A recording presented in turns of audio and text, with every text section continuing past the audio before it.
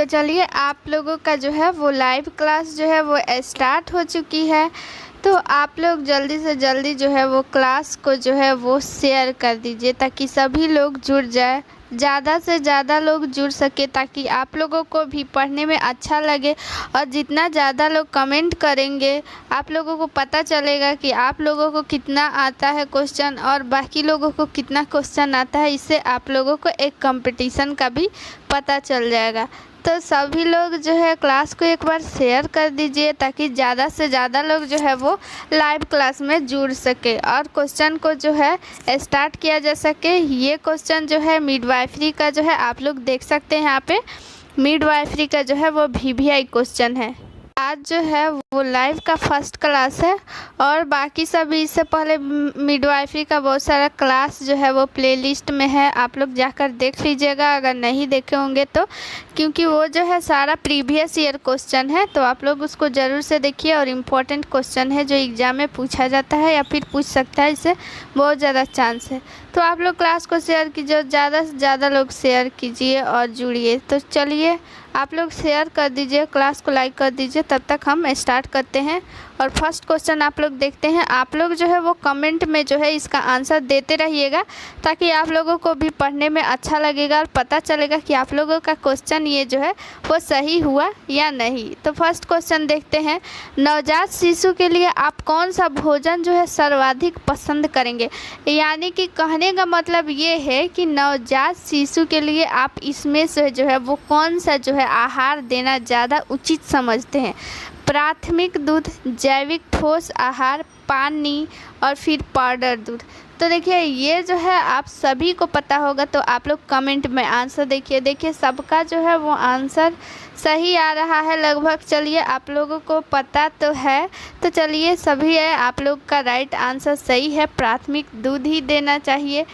जब बच्चा जन्म लेता है तो उसको माँ का दूध जो है वो 24 घंटे के जो है वो अंदर में देना चाहिए क्या।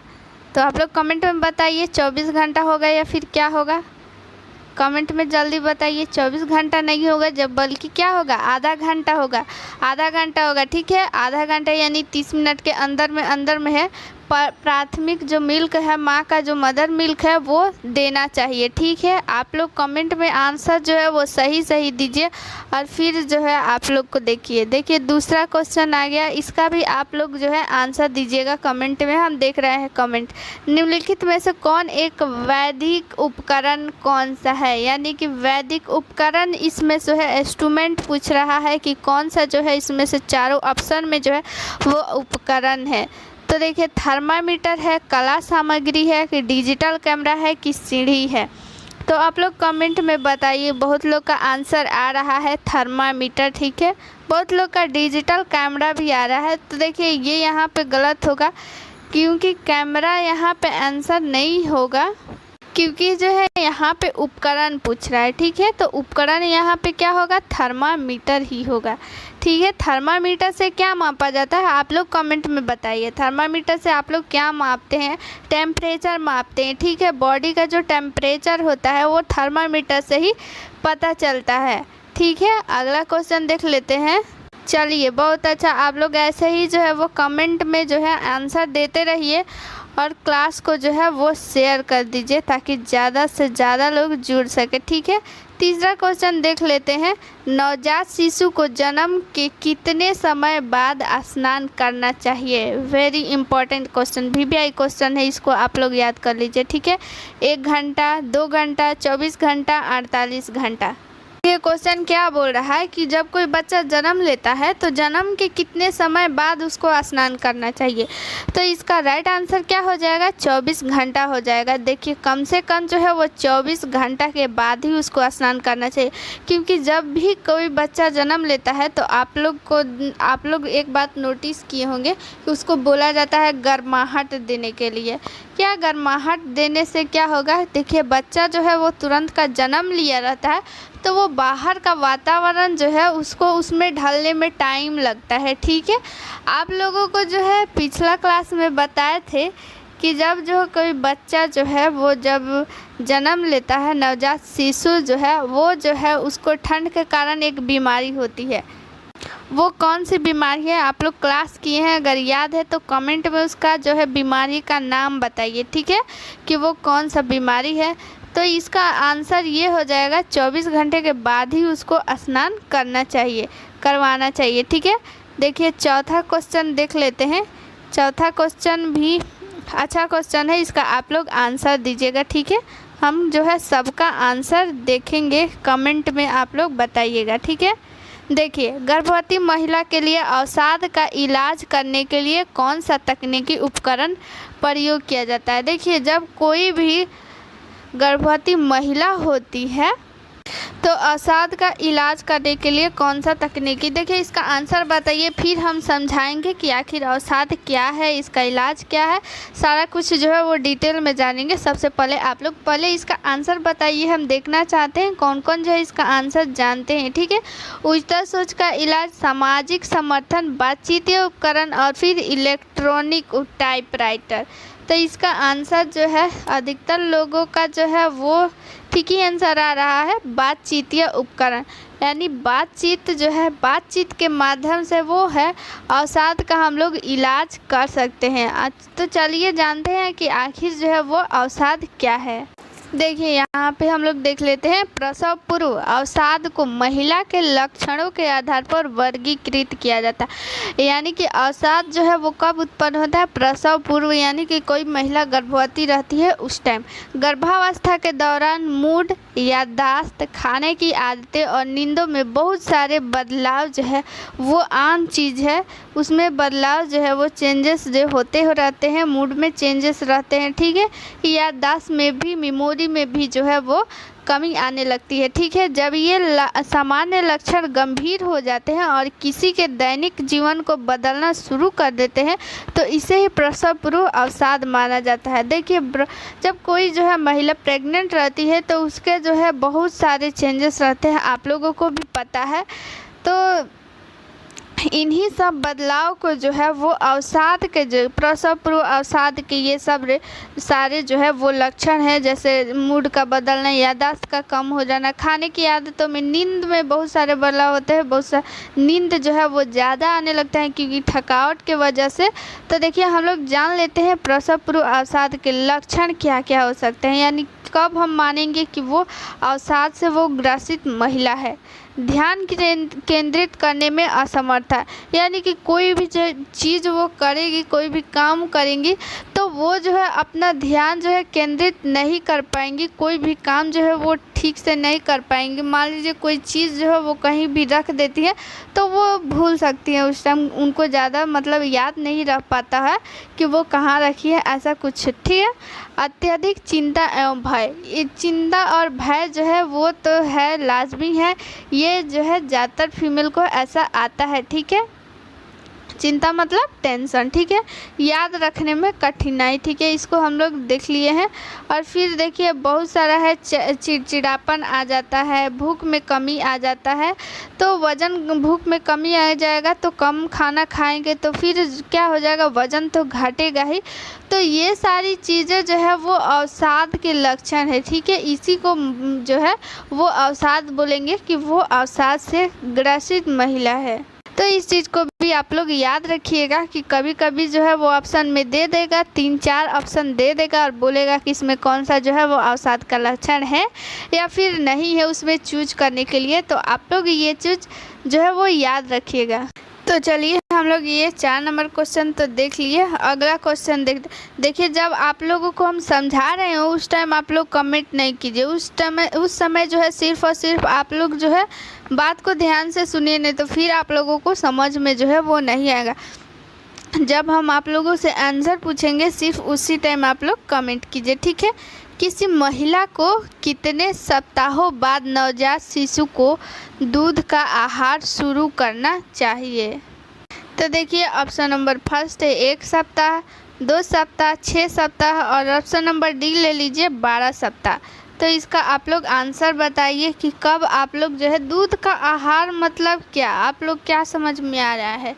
दूध का आहार मतलब क्या, दूध का आहार मतलब ये हुआ जैसे दूध वाला, जैसे बहुत सारा पाउडर ये सब आते रहता है मार्केट में, वही बोल रहा है कि दूध का आहार, ठीक है, वो कब से स्टार्ट करना चाहिए। जैसे अब कोई बच्चा जन्म ले लिया तो उसी टाइम से तो स्टार्ट नहीं करेंगे, तो वो कम से कम कितने सप्ताह बाद जो है स्टार्ट करना चाहिए। जैसे इसका आंसर क्या हो जाएगा, ऑप्शन नंबर सी। इसमें बहुत लोगों का जो है वो आंसर गलत आ रहा था, जबकि ऑप्शन नंबर इसमें जो है वो सी हो जाएगा, ठीक है। चलिए अगला क्वेश्चन देख लेते हैं। अगला क्वेश्चन बहुत ही इजी है, आप लोग इसका आंसर दीजिएगा, ठीक है। नवजात शिशु को व्यायाम कराने के लिए उचित उम्र क्या है? 1 महीना, 2 महीना, 6 महीना, 12 महीना। यानी कि देखिए नवजात शिशु का वो एक्सरसाइज होता है, तो आप लोग सोच रही होंगी कि ये नवजात शिशु का कौन सा एक्सरसाइज होता है। जैसे होता है अनुलोम विलोम, क्या क्या होता है, तो वैसा कुछ नहीं, आप लोगों को बताएंगे कि कैसा एक्सरसाइज होता है। तो चलिए आप लोग इसका आंसर बताइए, ठीक है। हाँ आंसर बताइए। चलिए आप लोग का आंसर आ रहा है, तो इसका राइट आंसर क्या हो जाएगा, 6 महीना। 6 महीना बाद ही जो है वो एक्सरसाइज कराना चाहिए। आप लोग को बताएंगे फिगर के माध्यम से, ठीक है। आप लोग टेंशन नहीं लीजिए, बता देंगे, ठीक है। आप लोग अभी कमेंट बंद कीजिए और फिर इसको सुनना स्टार्ट कीजिए, ठीक है। कि 6 सप्ताह बाद ही व्यायाम कराना चाहिए, यानी एक्सरसाइज 6 महीना बाद कराना चाहिए। क्यों? क्योंकि देखिए जब बच्चा जन्म लेते रहता है तो उस समय जो है उसकी जो है बोन जो है बहुत ही नाजुक रहता है, तो उस समय जो है वो सब नहीं करना चाहिए। इससे जो है बच्चा को परेशानी हो सकती है। तो चलिए आप लोगों को दिखा देते हैं फिगर के माध्यम से एक्सरसाइज। देखिए ये आप लोगों को पता होगा, जब बच्चा छोटा रहता है तो उसका जो है तेल से मालिश किया जाता है। तेल से मालिश किया जाता है तो उस समय जो है उसके हाथों को ऐसे क्रॉस क्रॉस करके, फिर पैर को ऐसे ऐसे करके जो कराया जाता है ना, वही एक प्रकार का एक्सरसाइज है। इससे होता क्या है कि इससे जो है विकास जो है वो अच्छे से हो पाता है। देखिए अपनी टांगों को सीधा रखने का प्रयास करें। जो उसकी टांगें होती हैं उस समय तो पूरा सीधी जो है नहीं हो पाता है, तो वही जो है एक्सरसाइज के माध्यम से एकदम हल्की हाथों से, ही नहीं कि पूरा मतलब उसको खींच तान के एकदम बराबर कर दे, ठीक है, नहीं, उसको एकदम मतलब हल्का हाथ से जो है सीधा करने की कोशिश करेंगे, या फिर एक के बाद दूसरा घुटना मोड़े। देखिए आप लोग देखे होंगे घर में जो है वो मालिश कैसे किया जाता है, तो वो जो है एक प्रकार का उस समय इस एक्सरसाइज ही कराया जाता है, ठीक है। इस मुद्रा में रहते हुए अपने शिशु को देखें, मुस्कुराए और हंसे। ऐसे ऐसे एक्टिविटी करें। एक्टिविटी करने से जो है उसका जो है माइंड का भी डेवलप होगा, और प्लस में ऐसे करने से उसके जो है बॉडी का भी डेवलप होगा। जितना ज़्यादा उसके साथ आप लोग एक्टिविटी कीजिएगा उसका माइंड जो है और ज़्यादा एक्टिव होगा, ठीक है। और देखिए क्या बोल रहा है कि मुस्कुराए और हंसे। वापस अपने घुटनों पर आते हुए उसे एक छोटा सा चुंबन दें। यदि आपका शिशु शरीर के बल सरक सकता है तो वह आपके नीचे से ऐसा करना पसंद करेगा या फिर आपकी नकल करने की कोशिश करेगा, ठीक है। तो वो आप लोग जब उसके साथ एक्टिविटी कीजिएगा ये सब, तो वो भी ये सब करने की कोशिश करेगा और फिर जो है हंसेगा, ये सब कुछ एक्टिविटी करेगा, तो उसका जो है माइंड का प्लस में बॉडी का भी अच्छा से डेवलप हो पाएगा, ठीक है। तो ये चीज़ जो है हम लोग अच्छे से समझ गए। Question number 6। क्वेश्चन नंबर 7 पे चलते हैं, ठीक है। आप लोग कमेंट में आंसर दीजिएगा।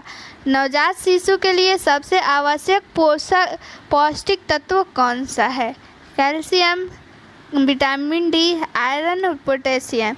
इसका राइट आंसर हो जाएगा विटामिन डी जो है वो शिशु के लिए पौष्टिक तत्व हो जाएगा। देखिए विटामिन डी जो है, विटामिन डी का सबसे अच्छा अगर स्रोत माने तो वो कौन सा है? आप लोग अब इसका आंसर जो है कमेंट में बताइए। क्या हो जाएगा? सनलाइट हो जाएगा, यानी कि सूर्य का प्रकाश जो है विटामिन डी का जो है वो सबसे अच्छा स्रोत है। इसीलिए जब जो है ऐसे तो गर्मी के दिन में ऐसे भी धूप से जो है बचना चाहिए, क्योंकि सनलाइट तो ऐसे भी गर्मी के दिन में है आते रहता है, लेकिन धूप जब ठंडा का दिन रहता है तो उस समय जो है बच्चे को जो है वो धूप सेकना चाहिए, जिससे उसको विटामिन डी जो है वो अच्छा से मिल सके। विटामिन डी का आप लोग कमेंट में बताइए इसका जो है रासायनिक नाम क्या हो जाएगा, ठीक है। और आप लोग बताइए कमेंट में, ठीक है, हम देख रहे हैं, ठीक है और कमेंट कीजिए। ठीक है, तो देखिए इसका राइट आंसर क्या हो जाएगा, कैल्सीफेरॉल। विटामिन डी का रासायनिक नाम क्या हो जाएगा, कैल्सीफेरॉल। अगर बात करते हैं ऑप्शन नंबर सी आयरन की, तो आयरन जो है सबसे ज़्यादा किस में मिलता है, हरे साग सब्जियों में, या फिर सेब में भी आयरन मिलता है, पालक में भी ज़्यादा आयरन मिलता है। ठीक है, तो ये सब चीज़ आप याद रखिएगा। ये क्वेश्चन जो है पूछ देता है कि आयरन किस चीज़ में मिलता है, उसमें 3-4 ऑप्शन दे देगा, तो वो सबसे ज़्यादा जो है वो पालक में पाया जाता है, सेब में भी पाया जाता है। ठीक है, चलिए हाँ ठीक है, अगला क्वेश्चन देखते हैं 8 नंबर स्तनपान के लिए। तो चलिए आप लोग इसका आंसर दीजिए, कमेंट में जो है आंसर दीजिए। हम ऑप्शन पढ़ लेते हैं, 6 महीना, 12 महीना, 18 महीना, 24 महीना। तो इसका राइट आंसर क्या हो जाएगा, 18 महीना जो है वो राइट आंसर हो जाएगा कि आज जो है 18 महीना तक जो है वो माँ को दूध जो है कम से कम पिलाना चाहिए। सबसे पहले बात करते हैं कि देखिए आप लोग जो है क्वेश्चन को ध्यान से पढ़िए, क्या बोल रहा है, स्तनपान के लिए माँ को कितने सप्ताहों तक दूध वो जो है प्रदान करना चाहिए, तो वो जो हो जाएगा 18 महीना। लेकिन वहीं पे अगर ऐसा क्वेश्चन रहता है जो कम से कम जो है माँ को जो है स्तनपान केवल और केवल अगर दिया रहता, केवल दूध जो है, ऊपरी आहार नहीं बल्कि केवल दूध जो है वो कितने महीने बाद देना चाहिए, केवल कितने महीनों तक देना चाहिए, यानी तो इसका राइट आंसर क्या हो जाएगा, 6 महीना। यानी 6 महीना तक जो है वो केवल माँ को जो है बच्चों को केवल जो है अपना दूध ही पिलाना चाहिए। 6 महीना के बाद ही कोई बाहरी जो है वो आहार जो है वो शुरू करना चाहिए। ठीक है, चलिए आप लोग अगर समझ गए होंगे तो कमेंट में यस बता दीजिए। अगला क्वेश्चन देख लेते हैं 9 नंबर। ये क्वेश्चन जो है आप लोगों के से रिलेटेड है, आप लोग इसका आंसर जो है वो सही ज़रूर दीजिए। नवजात शिशु को आवश्यक टीकाकरण कितने समय बाद करवाना चाहिए, 2 सप्ताह, 6 सप्ताह, 12 सप्ताह, 24 सप्ताह। तो आप लोग इसका राइट आंसर देखिए, हम इसका कमेंट देख रहे हैं, सबका आंसर जो है वो सही आना चाहिए। ठीक है, हाँ चलिए सबका आंसर ज़्यादातर का सही आ रहा है। चलिए हम बता देते हैं, इसका राइट आंसर हो जाएगा ऑप्शन नंबर बी, 6 सप्ताह। 6 सप्ताह यानी कि क्या, 1.5 मंथ। ठीक है, क्या क्वेश्चन बोल रहा है, नवजात शिशु को आवश्यक टीकाकरण कितने समय बाद देना चाहिए, यानी कि जब नवजात शिशु है यानी जब उसका जन्म हुआ तब उसको टीकाकरण लग गया, लेकिन टीकाकरण लग गया उसके बाद से उसको फिर कब टीका देंगे, तो वही बोल रहा है 6 सप्ताह यानी 1.5 मंथ। नवजात शिशु को जन्म के समय दिया जाता है, फिर 1.5 मंथ पे दिया जाता है, फिर 2.5 मंथ पे दिलाता है, फिर 3.5 मंथ पे, फिर 9 मंथ पे, ऐसे कर करके दिलाता है। ये आप लोग को पता होगा। तो आप लोग ये बताइए कि जन्म के समय उसका टीका जो है वो टीकाकरण जब दिया जाता है तो उस समय क्या क्या उसको टीका लगता है, कौन कौन सा वैक्सीन दिया जाता है, क्या ओरल दिया जाता है, क्या क्या, सारा कुछ आप लोग कमेंट में बताइए जल्दी फटाफट। जब कोई बच्चा जन्म लेता है, चलिए पोलियो हो गया, और क्या दिलाता है, पोलियो के साथ BCG, ठीक है, हेपेटाइटिस बी भी दिलाता है। अच्छा चलिए ठीक है, ये भी दिलाता है, विटामिन K भी दिलाता है। ठीक है, और इसमें क्वेश्चन में बोल रहा है कि 6 सप्ताह पे कौन कौन सा टीकाकरण दिलाता है। आप लोग जो है इम्यूनाइजेशन शेड्यूल को जो है वो अच्छा से याद कर लीजिएगा, उसका जो है साइड याद कर लीजिएगा, रूट याद कर लीजिएगा, उसका डोज याद कर लीजिएगा, फिर समय जो है कब कब दिलाता है, ये जो है इम्यूनाइजेशन शेड्यूल जो है अच्छा से याद करिएगा, इससे क्वेश्चन आएगा, आप लोग लिख लीजिए। ठीक है, चलिए 10 नंबर क्वेश्चन देख लेते हैं। 10 नंबर क्वेश्चन क्या कहता है, इम्पोर्टेंट क्वेश्चन है। ठीक है, गर्भवती महिला को गर्भावस्था के दौरान किस अवस्था में ज़्यादा आराम करना चाहिए, ये चीज़ जो है प्रैक्टिकली भी क्वेश्चन है, तो ये क्वेश्चन का आंसर आप लोग ज़रूर दीजिए कमेंट में। पेट के बाईं ओर सोते हुए, पेट के दाईं ओर सोते हुए, पेट के बाईं ओर ऊपर तली, पेट के दाईं ओर ऊपर तली। तो इसका राइट आंसर हो जाएगा लेफ़्ट साइड के तरफ से सोना चाहिए। ठीक है, कैसा सोना चाहिए आप लोगों को फिगर के माध्यम से बता देते हैं, वैसे आप लोग को अच्छा से समझ में आ जाएगा। देखिए ये रहा, इसमें जो है दिया है रॉन्ग साइड, और ये दिया है यहाँ पे रॉन्ग दिया है, यहाँ पे जो है वो राइट साइड दिया है। यानी ऐसे सोना चाहिए, ऐसे पोजीशन में लेफ़्ट साइड के। देखिए कभी भी पीठ के बल या फिर पेट के बल नहीं सोना चाहिए, इससे बच्चे को जो है बहुत ही प्रॉब्लम आ सकता है।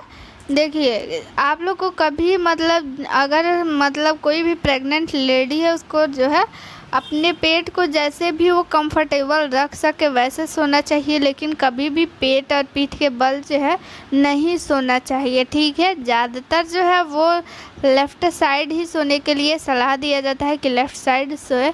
और फिर जो है अपने जो है पैर को किसी भी तकिया या फिर कैसे भी यहाँ पे भी तकिया या फिर जो है दोनों पैरों के बीच में भी तकिया, जैसे उसको कंफर्टेबल लगे वैसे ही करना चाहिए, ठीक है। जैसे आप लोग इस फिगर में आप लोग देखिए यहाँ पे तकिया का जो है वो आप लोग साइन देखिए, यहाँ तकिया और उसमें भी देखिए, दोनों तरीका ही सही है, ठीक है। और ये जो है पोजीशन बिल्कुल ही गलत है, ये सारे पोजीशन जो है वो गलत है।